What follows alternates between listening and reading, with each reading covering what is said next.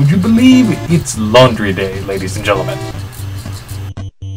You know what? No, this video is not starting until I get my ninja suit back. Hold on a moment, folks.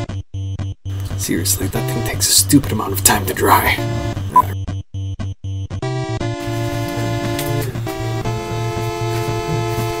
Alright, that's much better now. Welcome to the show, ladies and gentlemen.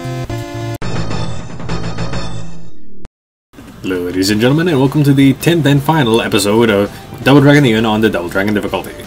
I was originally planning to take a small break, at least until next year to finish this off, but then I had a phone call from an esteemed gentleman, and here's a small clip of that. Did that blundering imposter think we don't get internet service in Eternia? I suppose not, but where exactly do I fit into this plan? I want you to teach him a lesson about not paying royalties. Considering that gentleman's interesting argument there, along with a healthy donation of Eternian silver to my personal safe, I believe now is as good a time as any in order to go back to the last boss fight and teach Skullmageddon a lesson once and for all about the virtues of not infringing other people's gimmicks. I don't think I'm exactly the person to talk about that, but nonetheless, let's proceed. Last time we left Billy, he was in hot pursuit of Skullmageddon and leaped through the heart-shaped portal to end up to this place. And now, Billy looks a little different. Well, to be entirely on the level, ladies and gentlemen, the first fight video actually ended abruptly when the recorder crashed, so I had to basically lose that fight on purpose and begin this recording again to get this run up and running. Let's proceed. It would appear that Marion was not exactly kidding about the human body not being able to survive this space, as that Williams just got whooped. As did those ones. And that one for that matter. Wait, that one actually managed to survive a second hit, but not much more than that. These particular enemies still managed to take a few extra hits in this difficulty. If they were anything but on Double Dragon, they would have died on the first hit just the same. Unfortunately for me, the Bolos still take a decent amount of damage even on this really hyped up mode. Now with that minor mishap out of the way, Billy can pick up the Crystal Dragon Kick, and now we can proceed to the last boss fight. You've taken my pride, you scrapped my rocket dojo, laid waste to my laboratory, broke my televisions, and murdered countless Williamses. All I wanted was a date. This ends now.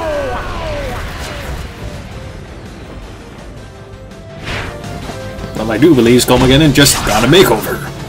And a few feet taller. You know they're being serious. They added the suffix Giga first.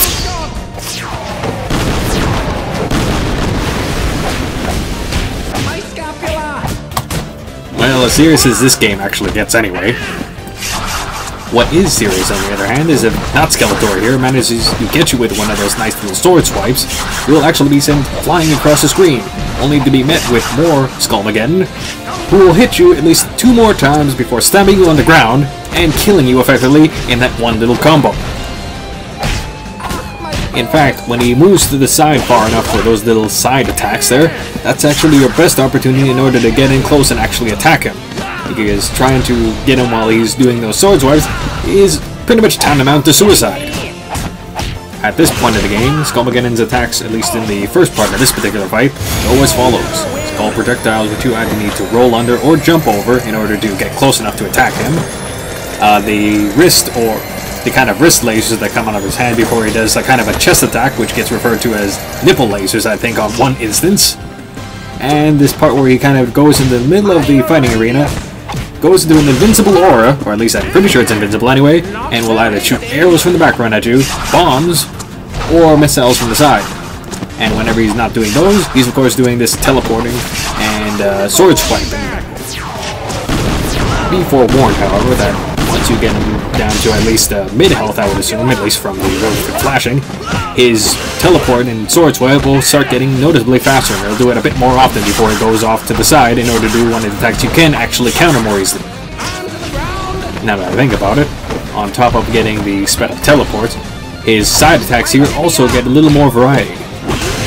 For that particular example, you saw what happens when he's shooting only one wave of projectiles, but he can also start shooting them out in threes now.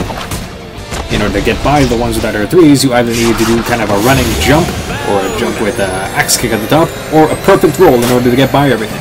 And here's an example of the bombs crashing from the sky. One particularly quirky thing that can happen on this particular kind of attack sequence, although I don't think it happens really during hard difficulty, is that it will actually start raining health items rather than bombs or arrows.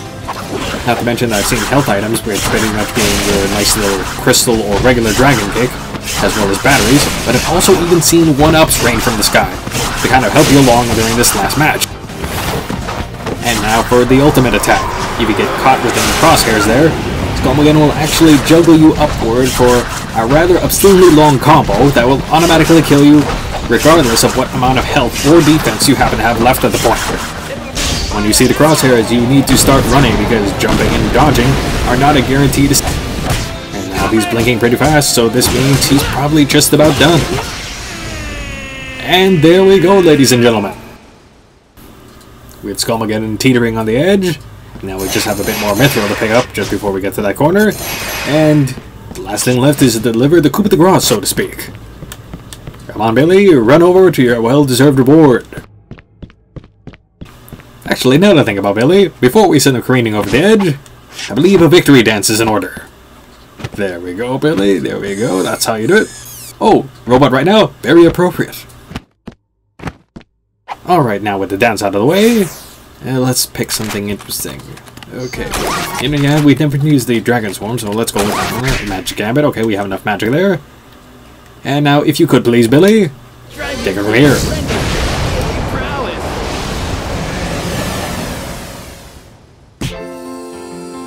And down goes Skullmageddon for the last time. You'll have to forgive me if I tune out for the next few minutes, ladies and gentlemen, but quite frankly, this song is good enough that you want to hear it uninterrupted.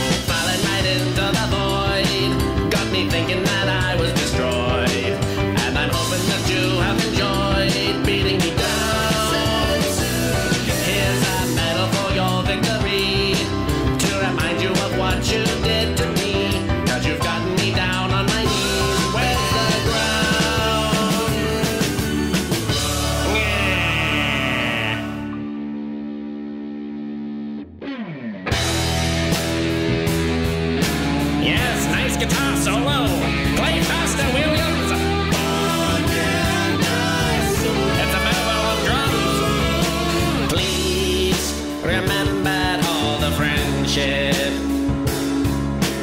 I brought into your life.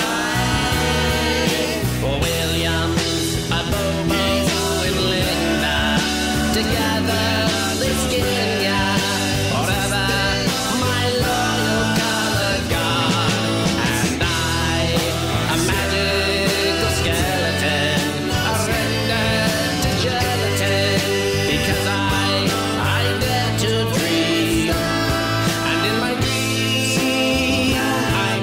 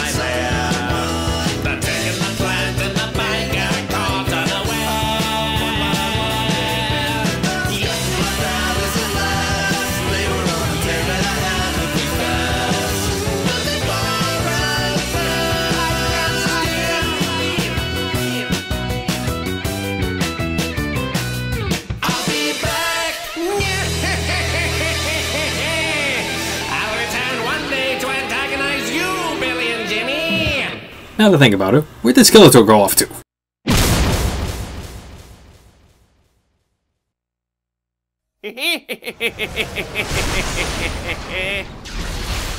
And I suppose that's the answer to that one. And now I can safely say, ladies and gentlemen, that Double Dragon Neon has been fully conquered in the single-player format. There's my trophy for good measure. I'd like to thank both Sharp and Chalk Dingo for the help with the Skeletor voices that have been used in this particular video, and I'd like to thank all of you for tuning in. Happy New Year, everyone, and see you next time!